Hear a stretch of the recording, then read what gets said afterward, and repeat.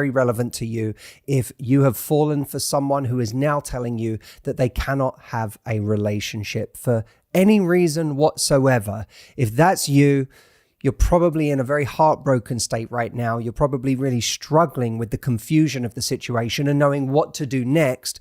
Well, today is going to help. Before I go any further with this podcast, by the way, I just did an entire live hour on how to heal from heartbreak, get closure, and move on once and for all. If you weren't there, thousands of people from across the world attended this live session. It really was a remarkable session in helping people to move on from the worst heartbreaks of their life. So if that describes you, whether the heartbreak was yesterday or years ago, but you're still going through it, I want you to check this out before the replay disappears. We are airing it until Friday night. So on the 28th at midnight, this replay will disappear. So please go check it out now. Mark it in your diary.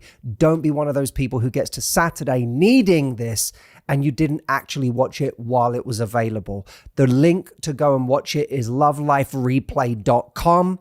Go check that out either now or as soon as you've finished listening to this podcast. This episode today is part of a mini series that I'm doing on the podcast where I am taking pieces of writing that I reserved exclusively for people who are on my mailing list in a Friday letter called The 3 Relationships. And I spent a lot of time crafting these pieces that helped a lot of people who are on my newsletter. If you're not part of my newsletter, go to the3relationships.com and jump on that now.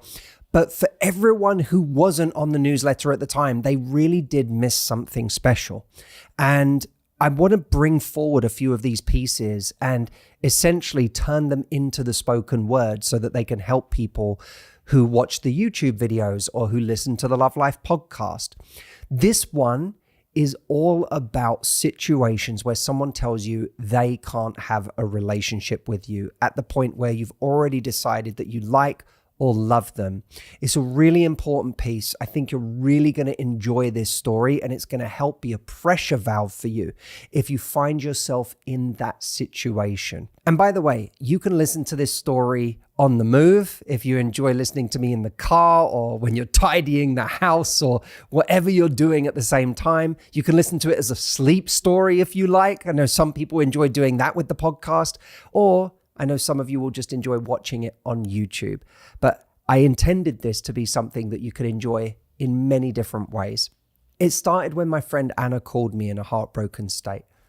For the past year, she had been in a relationship with a man that she felt was her soulmate. She was ready to spend the rest of her life with this man, except that 2 months ago, he decided to end it, which is a move that usually disrupts any plans to spend the rest of your life with a person. Anna listened with incredulous sorrow as he explained to her the reasons why he couldn't continue with the relationship, most of which had to do with his separation the year before from his wife and how it was still messy. None of this was news to her. She had known all along. In fact, she had even felt excited to be able to be a great teammate to him as he worked his way through all of it. This, it seems, was not part of his plan. He said that having a fully committed relationship where he was open with his ex about it was completely off the table for the foreseeable future.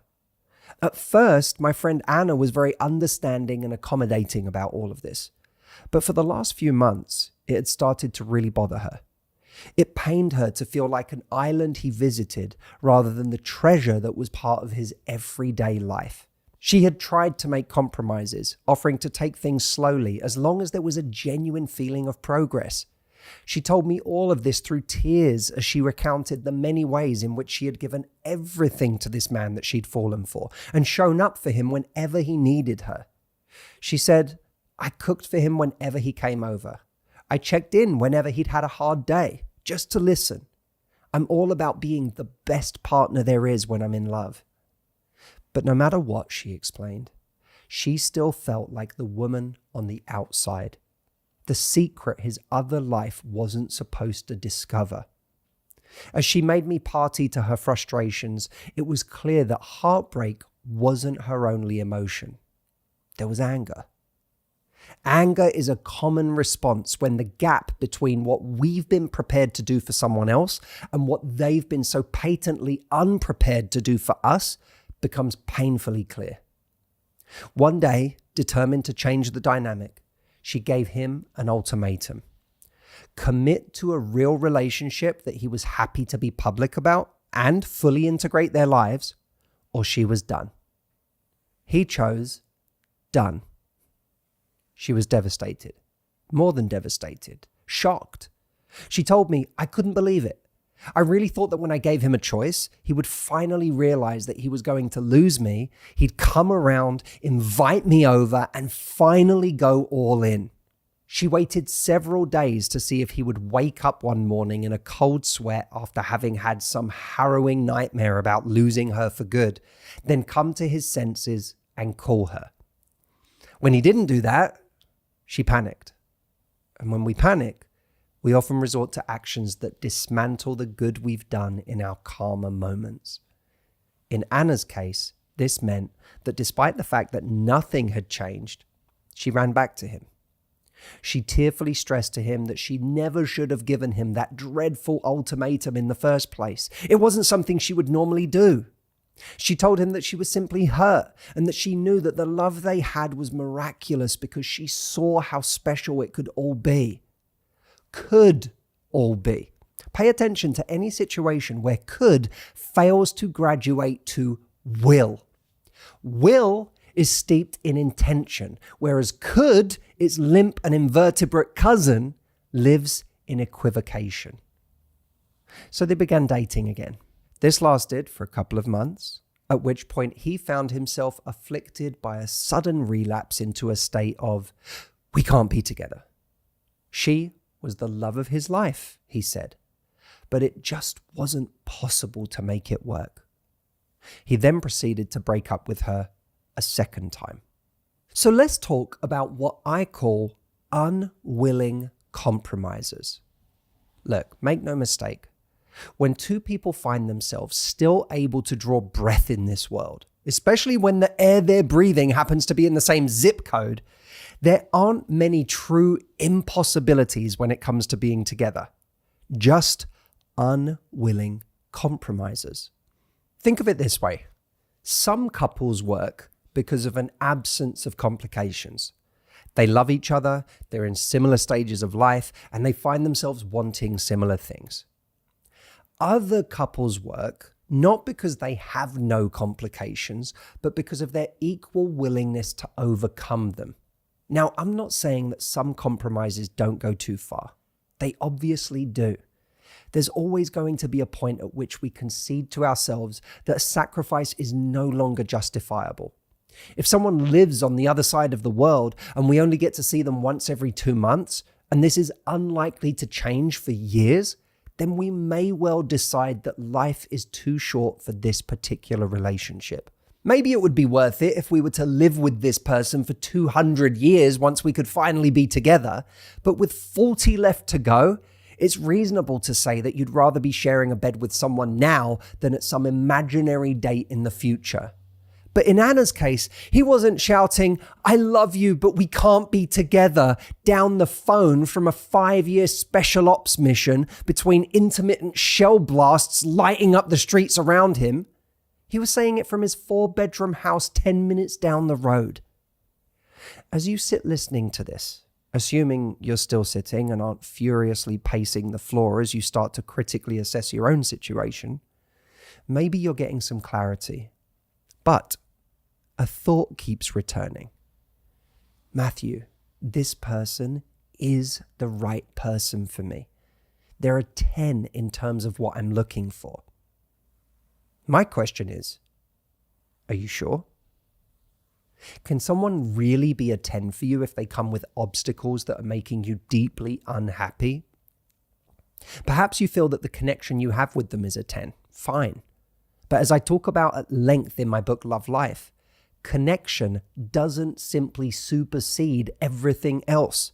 If a 10 is defined as someone who is truly right for you, then we should look at what right actually means. The right person is both right and ready. And if they're not ready, they can't be right. And the right relationship has to actually work. If it doesn't work, it's not right. To tell you the truth, I don't believe in meant to be. In fact, I'm saying that the inverse of this statement is true. It's when two people are willing to work things out that it will come to be. In other words, it's a proactive thing, an empowered thing, a defiance of chaos rather than a reaction to the wishes of the universe, which in my humble opinion is more preoccupied with its limitless expansion, black holes, and roughly 100 billion stars being born and dying every year than it is concerned about whether you marry Jeff. A true relationship is two people consciously entwining to bravely braid a cord of unity and order in an open-ended and mercurial world. If the two of you aren't willing to make it work, it can't be right. And if you are willing to make it work, but they're not, then your willingness alone can't make it right. You can't braid yourself. It takes two people weaving together. Right means both people are willing to do what it takes. You see, in Anna's case, she had a compromise that she was willing to make. This man is separated and going through a messy divorce. And I am happy to be by his side as he works through all of that. I am happy to integrate my life with his while having to deal with the dynamics of a situation that could be challenging, because I want to make this relationship work. His compromise, risking making his divorce more difficult by being open and honest about the fact that he was pursuing a new relationship, was something he was unwilling to do. Now, assuming that this guy's excuse is legitimate and taking it at face value, it's not for me or you or any of us to judge what is right or wrong for him in his life.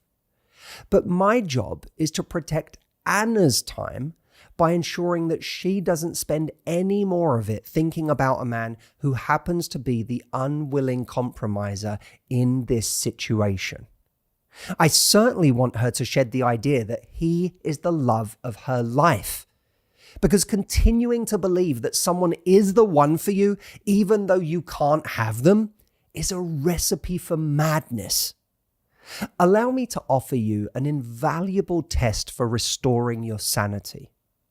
If someone is telling you how much they love you and would love to be with you, but the relationship isn't working because of actions they are unwilling to take or sacrifices they are unwilling to make, ask yourself this simple question. If I were them, and I loved me the way they say they love me, what would I be doing to make it work? Think about your answer for a second. Are the things that they are unwilling to do things that you would do in a heartbeat for someone you loved that much? So if you have fallen for someone and they are telling you reasons that they can't be with you in spite of their deep feelings for you, here are some key takeaways. Number one, when two people find themselves still able to draw breath in this world, there aren't many true impossibilities when it comes to being together, just unwilling compromisers. Two, the right person is both right and ready. If they're not ready, they can't be right. And the right relationship has to actually work. If it doesn't work, it's not right. Three, a true relationship is two people consciously entwining to bravely braid a cord of unity and order in an open-ended and mercurial world. In other words, being together is proactive. It's not passive. Four, don't settle for being an island someone visits. Be the treasure they are excited to bring home. Five, Are the things they are unwilling to do to make it work things you would do in a heartbeat for someone you love as much as they say they love you? Pay attention to that. So what about you?